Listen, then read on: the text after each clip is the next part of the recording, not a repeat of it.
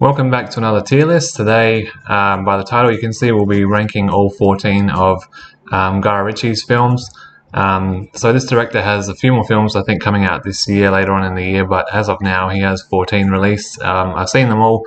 I am actually a pretty big fan of this director. I think he's got a handful of really good movies.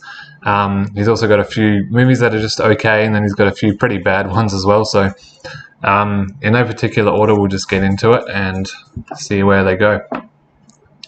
So first up we have Aladdin. This is one of the new Disney remakes, the live action remakes. And when it comes to these Disney remakes, I'm not really a fan at all of them much. However, Aladdin was one of the better ones. It still wasn't really a good movie in my opinion. I know a lot of people really like it. I'm more of a fan of the original Disney films rather than these live action ones. But it was okay. I think Will Smith was good casting. I think visually the film looked really nice, but it was also a little bit kind of generic. So I'll put it in the C tier because it wasn't outright bad or anything, but it wasn't really a good film in my opinion either. I kind of feel similar with King Arthur, the next film on the list that came out in 2017. I think I liked this film a little bit more, possibly. So I'll just put it in the C tier above Aladdin. Yeah, I thought it was just okay again, like another film that's a bit more run-of-the-mill, like it's good but not great, not bad, but just kind of forgettable. Next up we have the first film that Guy Ritchie made, Lock, Stock and Two Smoking Barrels, and this is the kind of film that he really does excel at, where it's kind of like a very quick banter, kind of fast and witty crime, drama, action, thriller kind of film. This is a really good movie. I don't think it's quite S tier compared to some of his other films, but it's definitely a high A. I remember watching it the first time and I wasn't really into it to begin with, but as the film went on and the characters and story developed and it got more involved, I really, really enjoyed the movie by the end of the film, and especially, by how funny it is by the end of the movie, and how iconic this kind of film is for getting people like Jason Statham famous, and I think this was his first real kind of big movie, so there's that as well, and that's pretty cool. And yeah, this is that kind of perfect Guy Ritchie style where he started in his career and he's kind of come back to in recent years a little bit with some films. And it would be really good to see him kind of stick, or not purely stick to this style, but just do a bit more of it. So it's a really great film to start with. Next we have a more recent one, Operation Fortune. I was looking forward to this film quite a bit. It looked really funny from the trailers and the cast was great. The movie looks good, it's entertaining. But overall, I wasn't that impressed with it. Where would I put it? Again, to me, it's a C tier film, to be honest. I know a lot of people like it. It's probably at the top of the C tier, though. It's better than King Arthur and Aladdin. I did enjoy it. It was funny. It had its moments, but it was ultimately forgettable for me. And I was expecting a lot more out of it. So unfortunately, it didn't really deliver. But all that being said, all of these films pretty much are much better than the next one, and that is Revolver. This is a pretty bad movie. I don't think it's quite F tier, but it's close, so I'm going to put it in the D tier. Again, it stars Jason Statham, and you've got Ray Liotta here, but this film kind of takes what Lock, Stock and Snatch does, but it takes all the humor out of it and makes it a more existential kind of study, which is just really boring. It comes off kind of pretentious and forgettable at the same time. There's nothing that's really memorable about the movie other than how forgettable it was and how boring it was while I was watching it. Some of the action's cool, the cast is good, but no memorable characters or anything like that.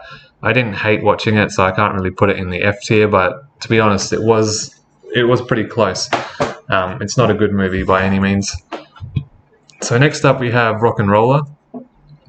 This film came out after Revolver, and it's kind of getting more on track with going back to Guy Ritchie and what he does better, but it's still not completely there. I remember watching the film, but I don't remember much about it. It was a long time ago, and I think I probably watched it because I was watching all of Tom Hardy's films, and he's in that one. And he was good in the movie, but overall, again, it's another C tier film for me, to be honest. I think I didn't really like it that much, but it wasn't bad enough to put below a C tier. It had its moments, it had a good cast, some interesting scenes and things like that, but overall Rock and Roller I think is a fairly forgettable film with good and memorable moments here and there and interesting characters throughout as well. But yeah, it didn't really kind of capture that early style that Guy Ritchie had completely, unfortunately. Next up we have the two Sherlock Holmes films. people are kind of on the fence with these movies. They either love them or hate them. I really like them a lot. I think that both of them are fairly equal. I know people would normally put the first one above the second one. However, I think they're pretty much equal in my eyes. So I really enjoyed both of these films. I'm going to chuck them in the A tier because, you know, when people think of Robert Downey Jr., most of them they go to Iron Man and his character as Iron Man, but I really enjoyed him in the Sherlock role, and I think that they would really benefit in making a third film because I feel like the first two really did well, and they have a unique kind of style and sense of humor, and it kind of mixes Guy Ritchie's style in with a bigger budget. And yeah, seeing Robert Downey Jr. and Jude Law play off each other is really good. They're really great together as a duo, and like their chemistry and everything. And I think the sequel did just as good a job as the first film. So I'm going to rank them both pretty high up in the A tier. And I still remember seeing both of them when they came out in cinemas as well, and really just having a great time with them. So next up we have Snatch, and this is my personal favourite Guy Ritchie film, so it's going to go up in the S tier. This movie was his second film after Lock, Stock, and it really kind of builds on what that first film did. You get a bigger budget, obviously, you get a bigger cast, you've got Brad Pitt and a few big actors there. It's really funny, it's really quick-witted and silly at times, it's quite action-packed, and it's just a really funny movie. Like, it's laugh-out-loud funny for most of its runtime, and easily his funniest film, I think.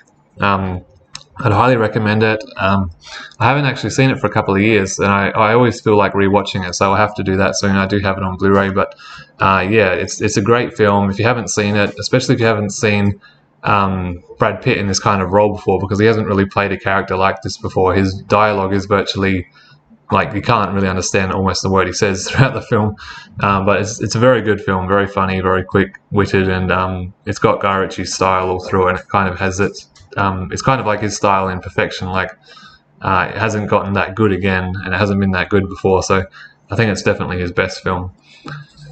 So going from his best film to his worst film easily is Swept Away. Swept Away is one of the worst movies I've seen. It's easily an F-tier film. It almost feels like a daytime drama that you'd turn on like a Wednesday afternoon and it would be playing. It's just that bad. Like, it stars Madonna. It's kind of sold as a romantic comedy, I guess, but it's really a dark kind of romance film, if you can even call it a romance film. And obviously it was made because Guy Ritchie was married to Madonna at the time. Otherwise, I can't imagine any other reason why he would have made this film other than she wanted it to be made. But it's a terrible movie. It's so bad, but it's kind of interesting at the same time to watch after having seen films like Snatch and Lock, Stock, and then you see Swept Away and think, what the hell was he thinking making a movie like this? It's just so out of left field and so different from everything else he's done, but in a bad way. There's literally nothing about it that's good. Madonna is a terrible actress, and she's so unlikable in this role as well. The only thing I've seen her in that's been good was A League of Their Own with Tom Hanks. That's a really good film, but yeah, this film is just bad. There's nothing, like, it's probably in my top 10 worst. If I had to make a top 10 worst films of all time list that I'd seen, it would be in that. That's how bad it is. So we'll get off that subject and move on to something much better, and that is The Covenant. So this is his most recently released film as of now. It came out last year, the same time as Operation Fortune. This is a much better film. This is my second favourite Guy Ritchie film. I'm going to put it in the S tier.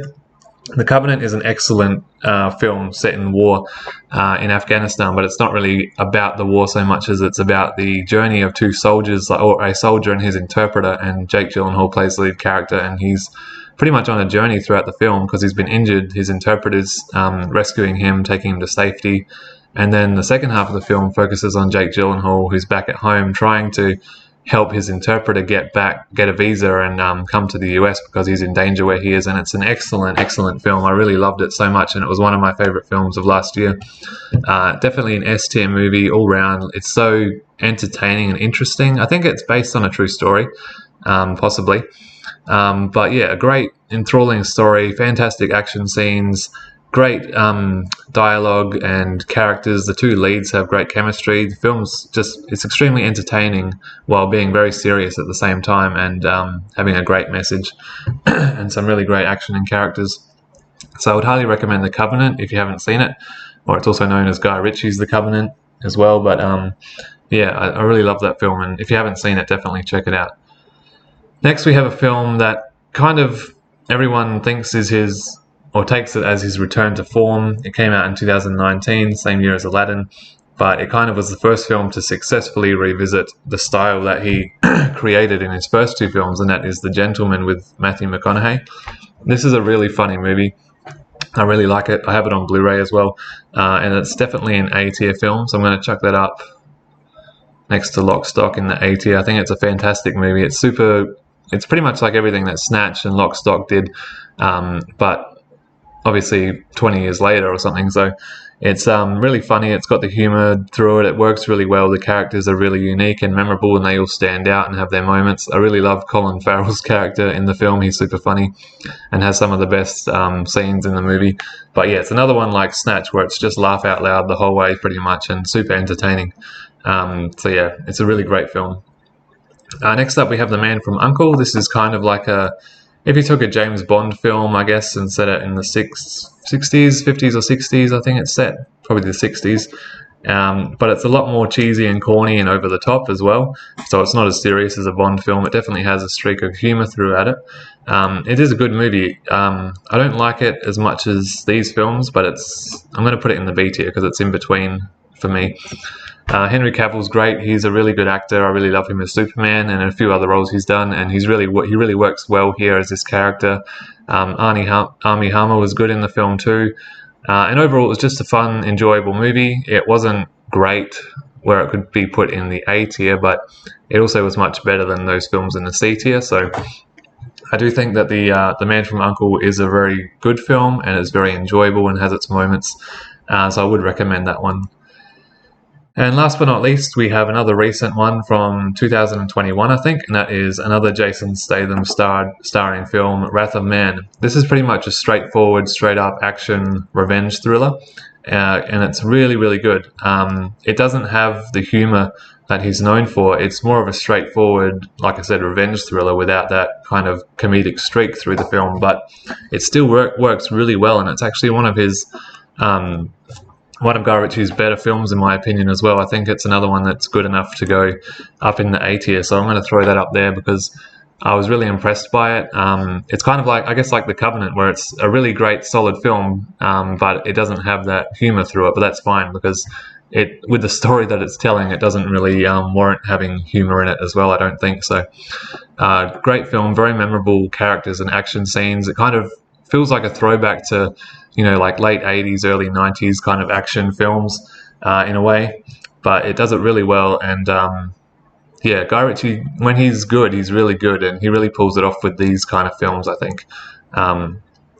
Yeah, so that's it, guys. That's all 14 films as of now. I think, like I said, he's got a few more coming out this year, and in the coming years, it looks like there's a few films on his trajectory that he's currently filming or has lined up in pre-production. But here, as you can see, like, yeah, the S, A, and B tier films, I really like all of them. I wouldn't really recommend anything in the C tier or below, but for the most part, he's a really solid director with a few missteps, obviously, but yeah, really good.